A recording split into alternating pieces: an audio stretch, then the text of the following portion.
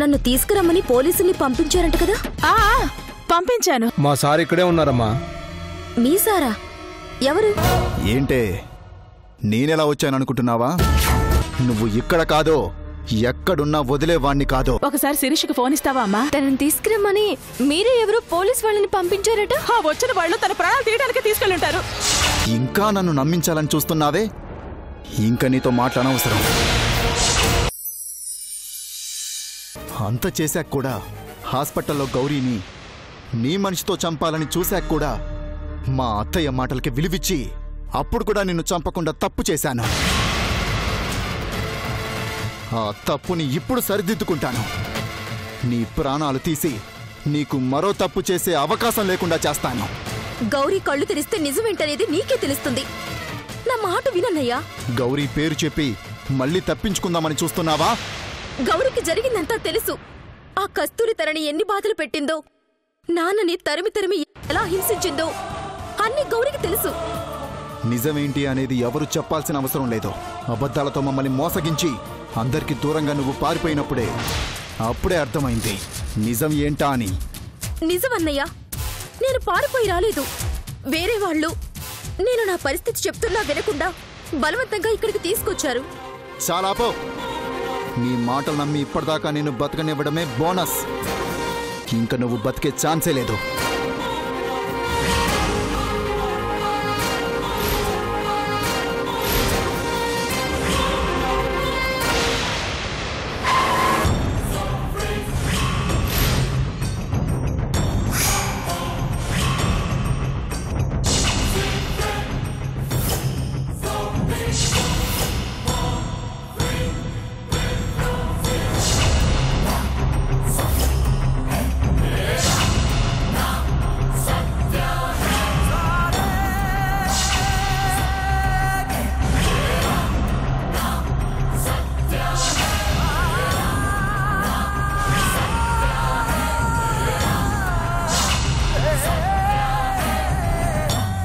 ఏం జరుగుతుంది ఇక్కడ? అది నీకు అనవసరం. మర్యాదగా పక్క తప్పుకో. ఇది నా ఊరు. నా ఊర్లోకి పోలీసులు అడుగు పెట్టాలంటేనే ఆలోచిస్తారు. అలాంటిది నా ఊరికొచ్చి నా ఊర్లో ఉన్న మనిషిని చంపాలని చూస్తున్నావంటే నీకెంత ధైర్యం రా? అది మా నాన్నని చంపింది. పోయి కేసు పెట్టుకో. అది చెప్పడానికి నువ్వెవరివి? హరికృష్ణ, పర్వతనేని హరికృష్ణ. నువ్వు ఎవరివైనా నాకు అనవసరం. మా నాన్నని చంపిన దాని ప్రాణాలు తీసి మా నాన్న ఆత్మకి శాంతి కలిగించాలి. తప్పుకో. ఎవరితో మాట్లాడుతున్నావో తెలుసా? సింహ. ఎవడైతే నాకేంటి? అధికారం ఉంది కదా అని నీ బలం నువ్వు చూపించాలనుకుంటే నువ్వు నీ మనుషులు నా ఊరు దాటిపోలేరు. ఛాన్స్ తీసుకున్నావనుకో, నేనొక ఛాన్స్ తీసుకుంటాను. నీకెంత పలుకుబడి ఉందో నాకు దానికి రెట్టింపు పలుకుబడి ఉంది. అది మా నాన్నని చంపింది. నా మేనకోడల్ని చావు బతుకుల మధ్య పడేసింది. నిజంగా నాకేం తెలీదు. ఎవరో చేసిన తప్పుకి నన్ను నిరస్తురాల్ని చేస్తున్నారు. మీరైనా నా మాట నమ్మండి. లేదు, అది మా నాన్నని చంపింది. తప్పొప్పులు నిర్ణయించడానికి కోర్టులున్నాయి. నీ ఇష్టానికి నువ్వు నిర్ణయం తీసుకోవడానికి నువ్వెవరివి? అధికారంలో ఉండి అడ్డదారిలో ఇలా తన ప్రాణాలు తీయాలని చూస్తున్నావంటే తప్పు నువ్వు చేస్తున్నావు. తప్పైనా ఒప్పైనా ఈ రోజు దాన్ని చంపకుండా వదలను. తనని నువ్వు చంపాలి అంటే నీ గన్లో బుల్లెట్ ముందు ఈ హరికృష్ణన్ దాటాలి.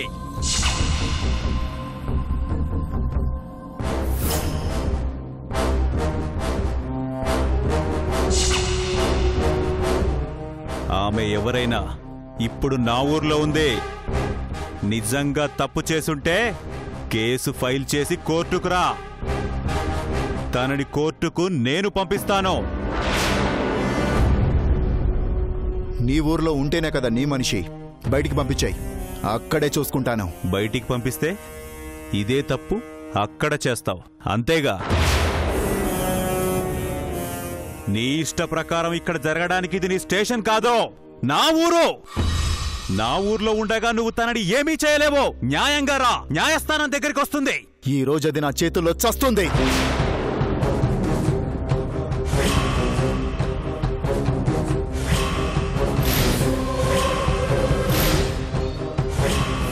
ఏ ఎస్ఐ, ఎదురుగా ఉన్న మనిషి ఎవరో నీకు అర్థం కావట్లేదు.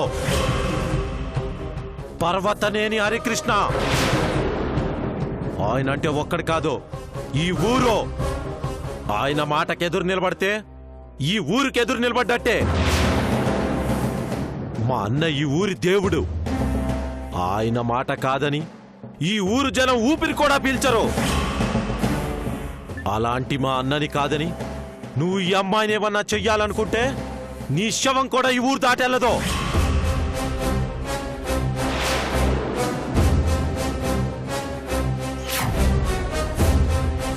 అన్న పద్ధతిగా మాట్లాడుతున్నాడు. నీలాగా ఆయన పద్ధతి తప్పితే ప్రళయమే. వచ్చిన దారినే మంచిగా వెళ్ళిపో. నేను మాట తప్పను. నిజంగా తను తప్పు చేసుంటే కేసు పెట్టు, కోర్టుకి నేనే తీసుకొస్తాను. కాదని కాలు దూవావా, నా కోర్టులో నీకు శిక్ష తప్పదు. పదండి.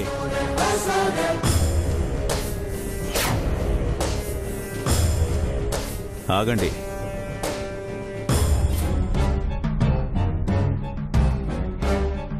ఆ రోజు నా వలన నువ్వు కష్టపడ్డావు. ఈరోజు నీ కష్టానికి నేను అడ్డం పడ్డాను. లెక్క సరిపోయింది. ఇదంతా అభిమానంతో అనుకోవద్దు. తప్పు జరిగిందన్న పశ్చాత్తాపంతో ఇదంతా చేశాను. కారులో కూర్చో. సింహ,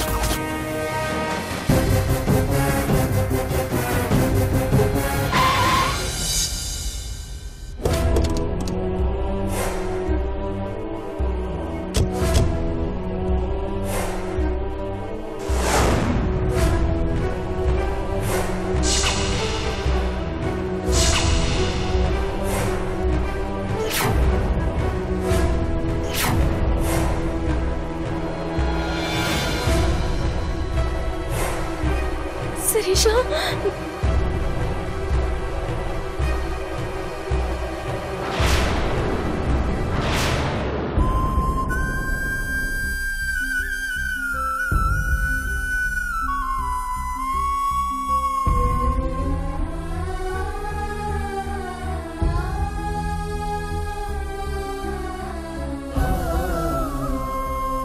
నీ గురించే వస్తున్నాను.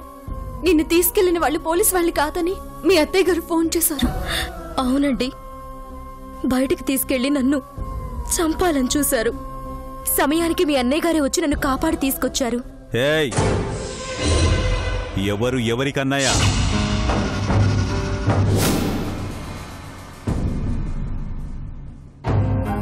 లేని బంధాలను కొత్తగా కలిపి మాట్లాడకో. వాళ్ళ చేతిలో చస్తావని జాలిపడి కాపాడి తీసుకొచ్చాను. ఎందుకు జాలిపడ్డానా అనే పరిస్థితి మాత్రం తీసుకురావద్దు.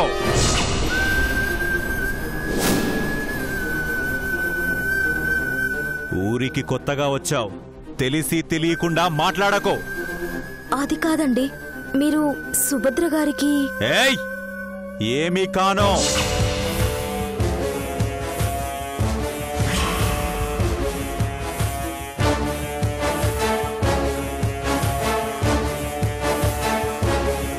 చచ్చి బ్రతికావు, అంతవరకు ఆలోచించుకో.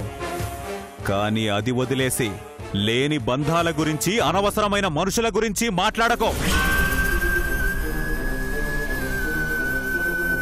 సింహ, బయటి వాళ్ళని ఇంట్లో తెచ్చిపెట్టుకున్నప్పుడు ఏం మాట్లాడొచ్చో ఏం మాట్లాడకూడదో చెప్పాలని చెప్పు.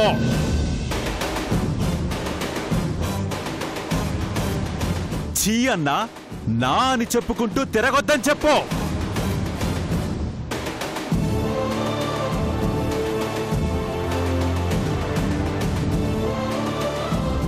అలాగే మనుషుల్ని తెచ్చి ఇంట్లో పెట్టుకోవడం కాదో, వాళ్ళు ఎక్కడికి వెళ్తున్నారో, ఎవరితో వెళ్తున్నారో చూసుకోమని చెప్పు.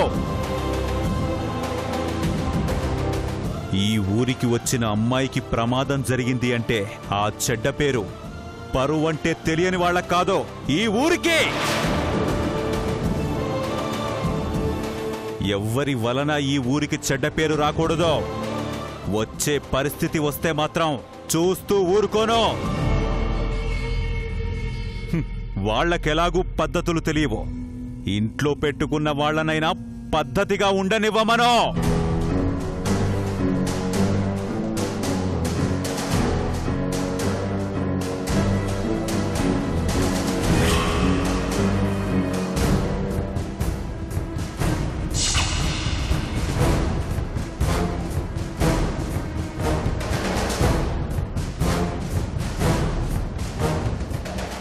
ఏంటండి మీ అన్నయ్య నన్నడ్డం పెట్టుకొని అలా మాట్లాడతారేంటి? అన్నయ్య కోపాన్ని కూడా ప్రేమగా తీసుకోవడం అలవాటైపోయింది. నీకోసమైనా 10 నిమిషాలు నా ముందు నిలబడి నాతో మాట్లాడినట్టు నీతో మాట్లాడాడు. అది నాకు సంతోషం. వెళ్దాం పదా.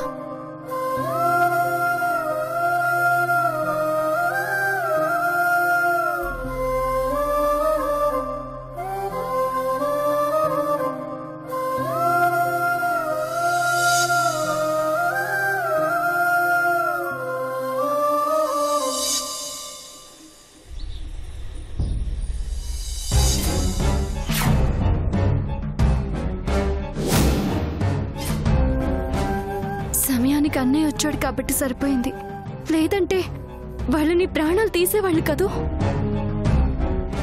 నన్ను చంపడానికి సొంత అన్నయ్య లాంటి జీకే అన్నయ్య కూడా ప్రయత్నిస్తాడని కలలో కూడా అనుకోలేదు. నిజంగా మీ అన్నయ్య గారు రాకపోతే ఈ పాటికి వాళ్ళ చేతిలో నా ప్రాణాలు పోయేవి. అయినా ఎంత నమ్మకంగా తీసుకుపోయారు. మీ అత్తయ్య గారు ఫోన్ చేసి శిరీషతో మాట్లాడాలి అంటే నాకేం అర్థం కాలేదు. ఆమె ఫోన్లో మాట్లాడింది నేను కాదు, ఆ వచ్చిన వాళ్ళు శిరీష ప్రాణాలు తీయడానికే వచ్చారు అనగానే ఏం చేయాలో అర్థం కాక బయటికి పరిగెత్తాను. అన్నయ్య పక్కన నిన్ను చూశాక మళ్ళీ ధైర్యం వచ్చింది. కొంచెం ఉంటే నా ప్రాణాలు పోయేవే. చివరి నిమిషంలో దేవుళ్ళా మీ అన్నయ్య వచ్చి అడ్డుపడ్డారు. నాకొకటి అర్థం కావట్లేదు. నువ్వు ఫోన్ చేసినప్పుడు మీ అత్తయ్య మాట్లాడకపోతే మీ అత్తయ్యలా ఫోన్లో మాట్లాడిందెవరు?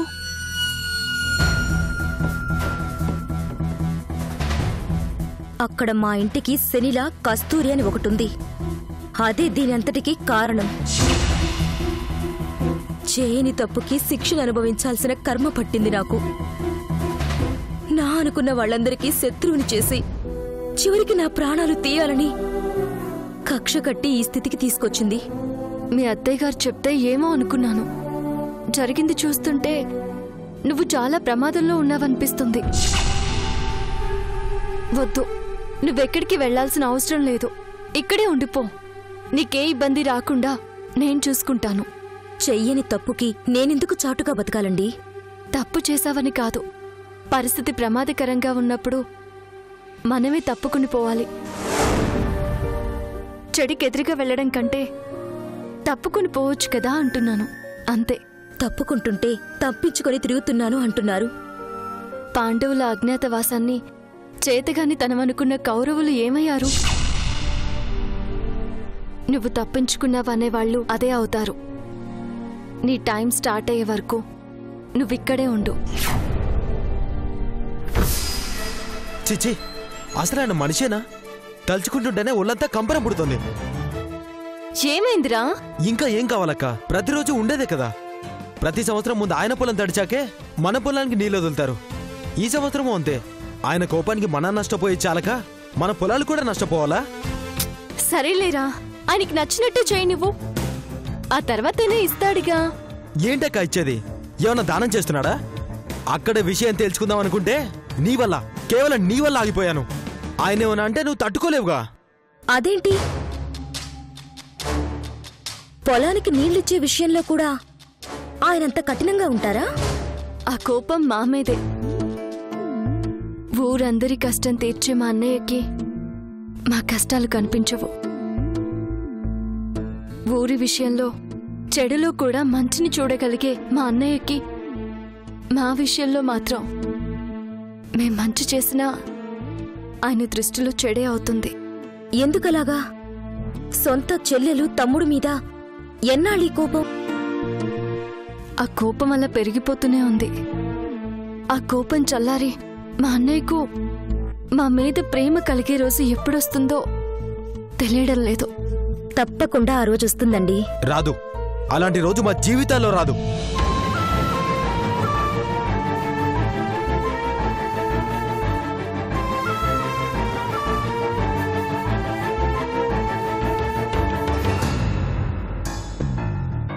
వాడిది కూడా కోపం కాదు, మా అన్నయ్య మమ్మల్ని దూరంగా పెడుతున్నాడన్న బాధ. మనిషికే కష్టం. కష్టం లేని మనుషులు ఉండరేమో కాదు.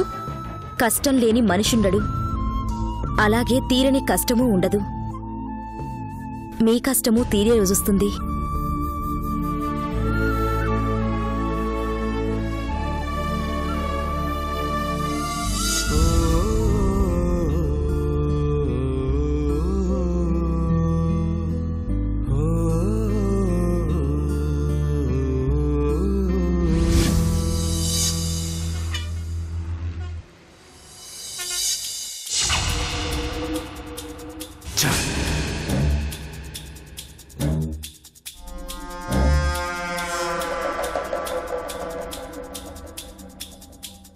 ఒక్క క్షణం, ఒకే ఒక్క క్షణం అతను రావటం ఆలస్యం అయ్యుంటే నా గన్లో బుల్లెట్స్ దాని ఒంటిని జల్లెడ పట్టేవి. జరిగిందేంటో తెలియకుండా అసలు అతనెవరు మధ్యలో? హరికృష్ణ అని ఆ ఊరి పెద్ద. తన మాటకు ఆ ఊళ్ళో ఎదురులేని మనిషి. అతని మాటను ఎదురించి ఆ ఊళ్ళో ఎవరు ఏం చేయలేరు. పోలీసులు ఎలా ఉంటారనేది కూడా ఆ ఊరి జనానికి తెలియదు. అది ఆ ఊళ్ళో అతని స్థాయి. అలాంటి వ్యక్తి అడ్డం వచ్చేసరికి ఏం చేయలేకపోయాను. అంటే చేసిన తప్పులు తప్పించుకోవడానికి అలాంటి పెద్ద మనిషి నీడలో చేరిందన్నమాట. అదే ఈ రోజు దాని ప్రాణాన్ని కాపాడింది. ఆ శిరీష ప్రాణాలు కాపాడడానికి అతనున్నాడు. మరి ఆ శిరీష నుంచి మమ్మల్ని కాపాడడానికి ఎవరున్నారు? అది బ్రతుకుండగా మన ఇంట్లో ప్రశాంతత ఉండదు. పాప కళ్ళు తెరిస్తే ఎక్కడ తన తప్పులు బయట పడతాయో అని పాప ప్రాణాలు తీయాలని ప్రయత్నించక మానదు.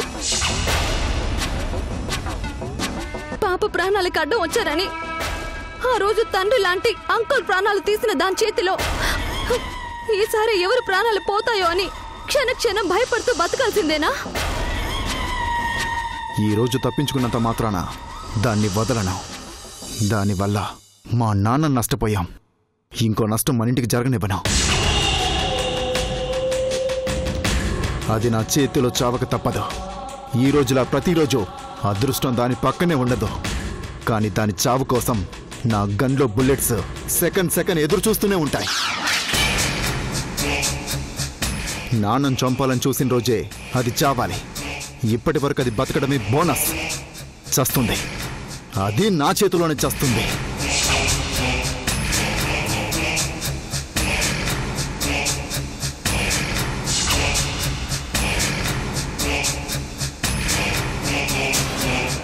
నాకు నిన్ను అడ్డం లేకుండా జీకి చేస్తాడనుకుంటే తప్పించుకున్నావు కదే. అయినా నేను నిన్ను వదలను.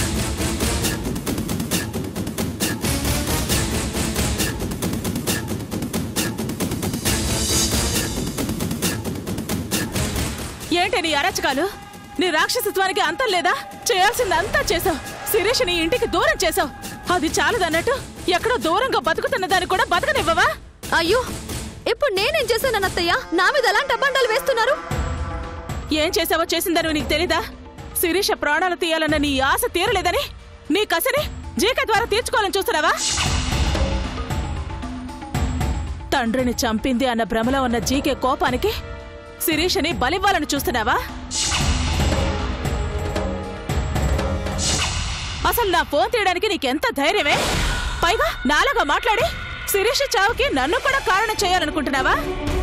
అవసరానికి అందరినీ వాడుకొని నిన్ను వాడుకోకపోతే ఏం బాగుంటుంది చెప్పు? ఒసే, ఆడది అనే పదానికి అర్థం మార్చేస్తున్న నీలాంటిది మామూలు చావు చావదే. అమ్మ అని పిలిచిన బిడ్డని చంపాలనుకున్నావు. తండ్రి లాంటి మా అన్నయ్యని చంపావు. నలుగురికి మంచి చేయాలనుకునే శిరీషని చంపాలని చూస్తున్నావు. నీలాంటి దానికి చివరికి కుక్క చావేనే. నా చావు కోరుకున్న వాళ్ళందరూ చచ్చారు, చస్తారే తప్ప నన్ను చంపటం అంత సులభమేం కాదు. చావు ఏ ఒక్కరికి చుట్టం కాదే. చెడు వెనక మిగిలేది చావు అన్న 2 అక్షరాలే. ఈరోజు నీ మాటలు నమ్మి నా కొడుకు జీకే శిరీష్ చావుని కోరుకోవచ్చు, చంపాలని చూడొచ్చు. కానీ నిజం తెలిసిన రోజు వాళ్ళిద్దరి ఆవేశానికి బలయ్యేది నువ్వే.